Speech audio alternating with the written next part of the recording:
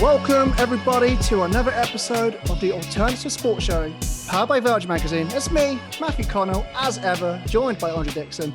But it is not about us today. We are so happy to have the winner of the Formula E Open Talent Call for presenters, Derin Adetosoye. I hope, and I've been rehearsing, been practicing with you before. I think I got the surname right. That's number one rule of presenter school, right? Got the surname right. Thank you so much for having me. I'm so excited to be on and chatting with you both today. Well, I appreciate it massively. And of course, it's been a whirlwind 2020. This is where we can end on a high and of course be chatting to you because of course you had been part of this. Well, you had a lot of competition. You entered this talent call to be a part of the talent roster of on-screen presenters for Formula E. And you were the winner. So big applause all round. I mean, where did we start on this journey? Where did you take that moment where we were probably like we all do, we'll sit on our phones and our laptops and went, I'm going to enter that and I'm going to win it. What happened? How did we get here? How did we get here? Great question. So I literally was just chilling in my pajamas, lockdown attire, and I was going through my Instagram stories as you do, and it came across Maya's story. I really admire Maya. Oh my gosh, look at that wordplay. But no, I'm really inspired by her, and so I never skipped through her stories. And thank God I didn't that evening, because I was just going through her stories and then saw her in this gorgeous racing suit talking about the Open Talent Call for presenters. And so I was with my mum, she was opposite me, and I was just like, oh my gosh, look at this. So turned down the TV, switched up her story volume and watched through it and just said, oh my gosh, this is exactly what I'd love to do. It's right up my street. And I think I saw it as soon as the applications had opened. So I went on them, looked at the questions that they asked and the criteria. And so when I saw the questions, I began to prepare my answers. We had to basically submit a 30 to 60 second length video explaining why I would be a good presenter for Formula E. And we had complete creative control with it, which was nice. So if you've watched my application video, I did it, I edited it myself, sort of more YouTube style, and yeah, sent it off. And then the rest was history. There were quite a lot of stages after that, which I'm sure we'll get into. But yeah, I honestly just had no idea that we'd end up here all these months later. With the finalists, of course, you had a really great core of different talents, different skill sets, different range. And that process, I assume, and I felt like there was really nice kind of friendly competition from seeing the Valencia vlogs and whatnot. You had a real nice group of guys and girls there. So just what was it like doing this journey with them and bouncing off each other? Yeah, I honestly couldn't think of a better group to have been with. All of us, outside of the competitions, have built such great friendships. We're still in a group chat up until today where we're chatting every day, sending each other memes, all of that jazz. But no, so I was in a group with Aiden, Alexa and Tati, and throughout the time that we were in Valencia, we obviously had the challenges that we were getting judged on, but then we also had activities and tasks, and so amongst that we were paired in different groups together. So I got to spend one-on-one time with each and every one of them, and they are all incredible. And going back to what you said about it being kind of all of us so different, that is something that was really interesting. We were all different. We came from our own different angles and different interests, but together we were able to just bounce off of such genuine energy, and we were able to connect in so many different ways. Everyone is just so lovely, and I'm so happy that we have been able to become such great friends as a result of the Open Talent Call for presenters. I'm so stacked that you won, and I think that you're going to be able to bring in a new a new realm of people who haven't really been into Formula E before, but because they like you, then they're going to be really interested in the sport as well. So you're going to bring in loads and loads of people. No pressure there, but everyone. But no, I mean, what was it like doing this experience and having a judge like Maya Jama? Obviously, just a little story. We was doing some promotion, obviously, before you guys got to see the competition yourself. So fingers crossed you saw it from us. But But I remember speaking to her, and this is the first time we ever spoke on a group chat. It was supposed to be a group chat. We just took over. It was literally like two friends speaking for a long time. Did you have that, similar experience? Yeah. Yeah, honestly, like Maya is so bubbly, like such a great gal. As I said, like she inspires me in so many ways, and so to actually meet her in the flesh and like have her give me those words of encouragement, and for her to say that she's been rooting for me and stuff, it was really just like a huge full circle moment. She has the best energy and like just creates a presence in any room that she's in. So yeah, it was a real definitely. I think and you now. But this is the thing, right? I think what really caught our eye was like I missed out on our episode chatting with Maya. I left it to Dre. Dre had it on lock. But another thing that really caught our eye with the competition was the range of mentors. And there's a lot of familiar faces and friends of ours that are a part of it. Of course, like, we've crossed paths many a time between myself and Dre with Josh Denzel. We're good friends with David Alorca, as I've worked with him on many a project. And your mentor was Layla Anna Lee. And I thought, I'm sorry, Dave, I know you're probably going to be watching this, but Layla is an expert at this game, at the sport. Like, if people don't know what Layla Anna Lee's done and hasn't seen her not only doing the MMA presenting she's been doing, narrating the Olympic ceremony for Danny Boyle.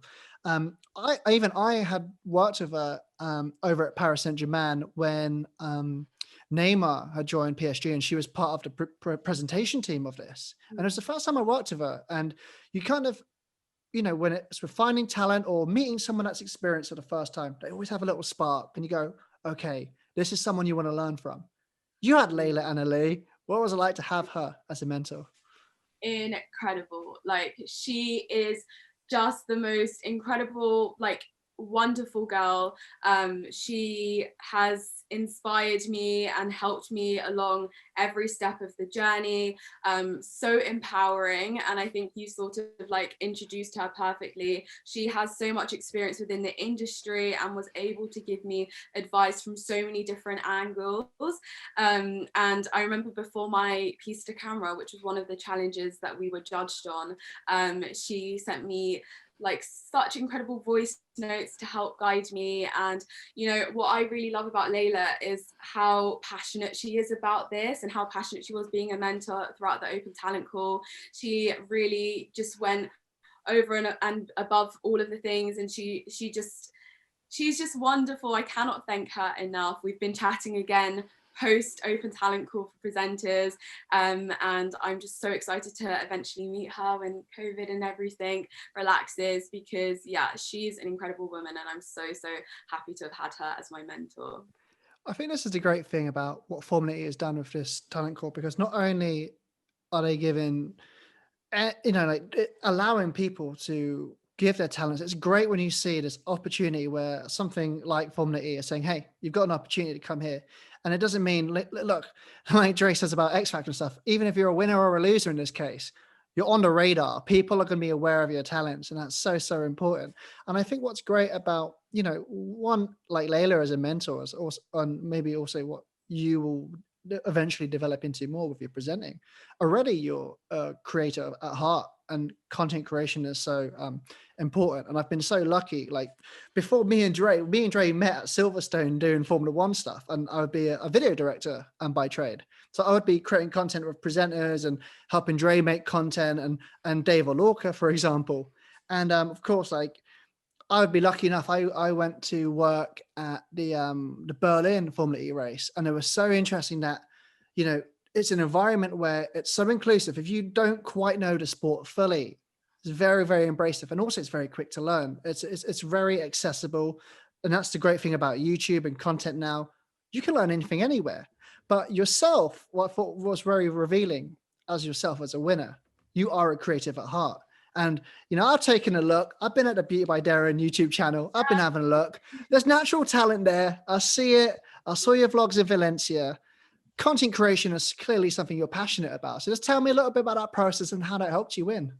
Yeah, so I have a YouTube channel. I've been creating content on there for probably the last 5 or 6 years, a really long time.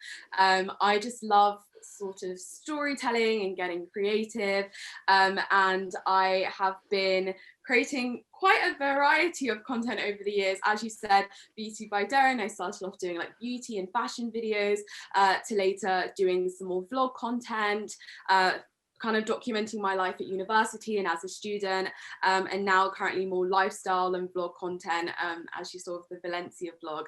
But I think that in terms of me being a winner and how I feel that my content creation helped go into play with that, I think that creating videos on YouTube definitely equipped me with confidence and sort of being comfortable in front of the camera, which of course presenting is very important.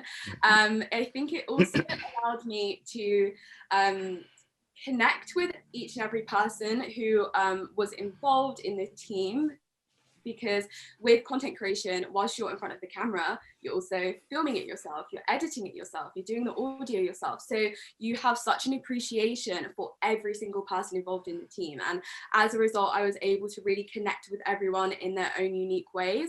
And so I think that it's definitely gone hand in hand. And for those who are aspiring presenters, Maya and I had this conversation because she also started off with YouTube.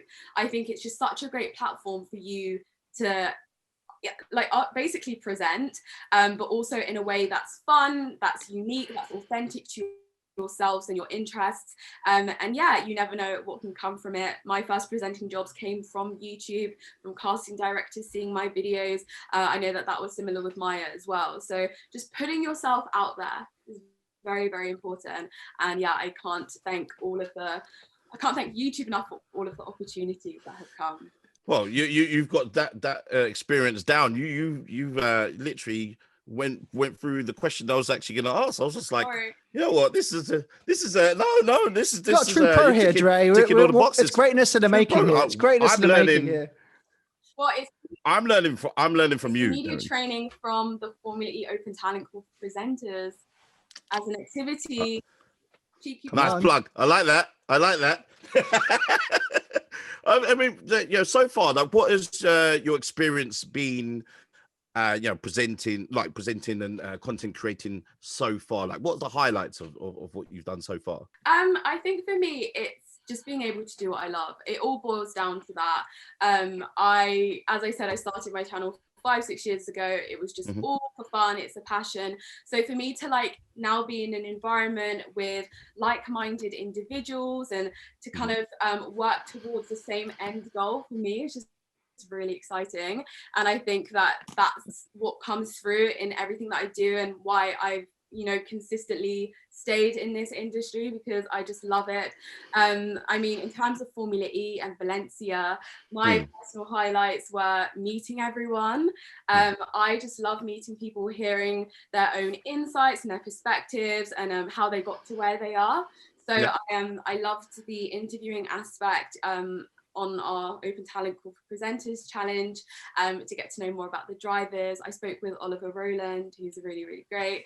But then, of course, kind of going back to the people aspect, the team at Formula E are incredible and they gave us all such a warm welcome. All of the other finalists, as I said, we got on like wildfire, also lovely. And then, the drivers, the teams, every single person involved, they really made the trip what it was. And it's just something that will always stick with me. I'm just curious about one last thing. It's something that obviously people are facing right now, because obviously everyone's at home. People are seeing people like yourself and being inspired by people like yourself. Not so much us and myself and Matt. They're probably thinking we can do better than those two, definitely, for sure. But what I want to ask is, because obviously we're like 10 years, we should have been having a big massive party for our 10-year anniversary at Verge, but Corona said no. So what I want to ask you is this: I remember the process of actually just taking that jump and not working in a traditional job or doing a traditional work. How do you? I know what I had to do to be able to. It took a lot to be able to just take that leap, and I did that later on in life. You're obviously still young, so what would you say, like, for people who really want to do it but have that fear factor? How do you get over that? Well, I can relate with you with that as well. So I'm 21. I've just graduated from my degree, which was in public relations and communication. And so I was kind of naturally following my degree, looking to go into like a corporate communications and PR role. But going back to what I said about all of this just being my passion, because I had that experience and I knew that this is what really like brings me alive. I was like, okay, I really want to do this as my job. And, you know, trying to make that jump is a scary one because you're like, you have a safer route, you have your comfort zone, and then, you know, transitioning into something a bit different or something that not everyone does is going to be like a moment in your mind. So I think it all does start with like a conversation with yourself and just like really being honest to yourself and asking what it is that you want in life. I'm a big planner and vision board person. I'd really encourage it. I love it so much. And I think just kind of asking yourself, in the dream world, what is it that you wish that you were doing? And then saying to yourself, well, what's stopping you from doing that? And you know, you are able to eliminate, like to identify, you know, is it like caring about what other people are going to think? Is it, oh, I don't have the education of it? When you're actually able to identify these things, you can then work on it so that you can make that dream a reality. And so for me, I had to sort of just kind of get out of my own head. I was standing in my way and say to myself, you know what, you can do it, believe in yourself, make this jump. And what I was saying at the Formula E Media Day is that the talent call just came in at the perfect time, because after I had identified this, it was literally like 3 weeks later that I saw that they were looking for a new presenter. So I'm a big believer as well in like when you put things out into the universe, you know, I don't know if we're going to talk about manifestation and all of that stuff, but I really do think that the talent call was the perfect example of like manifestation happening, because it was just the perfect alignment. And so to be where I am now is just like a real full circle moment. I think if you've got that hunger and that passion and raw talent and I think confidence, there's one thing, it's like we get given opportunities. Even if we are experts of whatever subjects we are in, if we're hungry to learn about it and grow with it, that's such an important skill. So I think it's so important, like you said, it's, you know, it's wanting to just have that hunger and have that passion. Like there should be no boundary because you don't feel like you know everything about a certain sport. I felt the same when I started filming within Formula E, and it's funny you said Ollie Rowland. Ollie Rowland was one of the first that we I filmed an interview with, and you know, and at that time, I admit I didn't really know much about Ollie, and I didn't know much about Ollie, but I knew about his teammate Sebastian Buemi because he was, of course, in F1. So when we were working around Team Shell, I was like, okay, I'm learning as we go along, and had also done some stuff with Mahindra, so I got to learn the sport very quickly, and then felt more confident with it. Now, for yourself, of course, like now you have this roadmap ahead of you, where of course now it's all about the research, building up on the knowledge, digging back into parts of history as well. So I guess like for yourself, what are the next steps going into 2021? The I don't know, the research goes into it, and of course building up to Chile, Santiago, Chile. Of course, come on, this is what it's all about. So what are the steps, and how do we plan for 2021? Yeah, it's crazy. I think that you know, presenting at the opening race of season 7 is such a, like, that in itself is just like it's really exciting. And so in terms of like preparation or research, as you're saying, for me, in my mind, I'm not even seeing that in that way, because I'm genuinely just so interested and I have so much excitement that's helped guiding me through that, you know, whilst I'm eating my dinner, like I'm watching a race, or I'm just, you know, doing it for fun, because again, just go back to what the passion is. Like if you're doing what you love, it doesn't seem like, you know, work or anything like that. It's just genuine fun. So yeah, I'm really looking forward to it. I'm just, yeah, like on YouTube, I'm on their Instagram, as I always do, just scrolling through everything, engaging with all of the content on Formula E. And yeah, I guess for me, it's just kind of carrying on with the same excitement that I have now, and bringing that all the way up until Santiago and the opening race of season season 7, trying not to allow like nerves or pressure to like interfere with that, and just have fun with it. All of the mentors, when they were mentoring us, they all just said have fun with it. And in Valencia, that's really what I think all of us practiced, what they preached. And I think from actually living through that experience of having fun with it, and just absorbing everything as it comes, as you were kind of saying as well, it's allowed me to get ready for the race, the opening race of season 7 in the exact same way, of just knowing that I'm there to have an incredible time, meet as many people as possible, and create good content for everyone. So I'm just looking forward to it a lot. I'm so excited for you, honestly. And I can, you definitely remind me of like, when we first started this whole thing years ago, and the exciting road ahead. And I don't ever give advice to anyone really, because usually we don't get a chance, because people usually like you are far bigger than us. But what I would say is this, is that my personal advice to you would be, don't lose that excitement that you have now.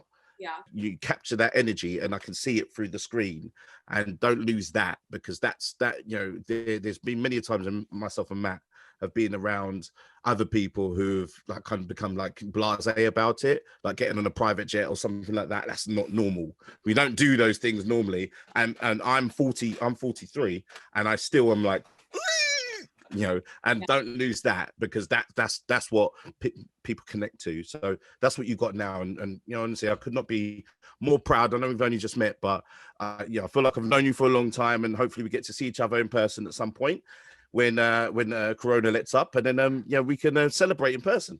Yes, I love that. And you guys need to celebrate as well. 10 years. Yeah, absolutely. Well, yeah, this is it. This is Dre's hard work. I've been in this room for 10 years. That's it. Dre's been doing this thing for 10 years as Virgin Magazine. We met last year. We've been running our channel for 1 year.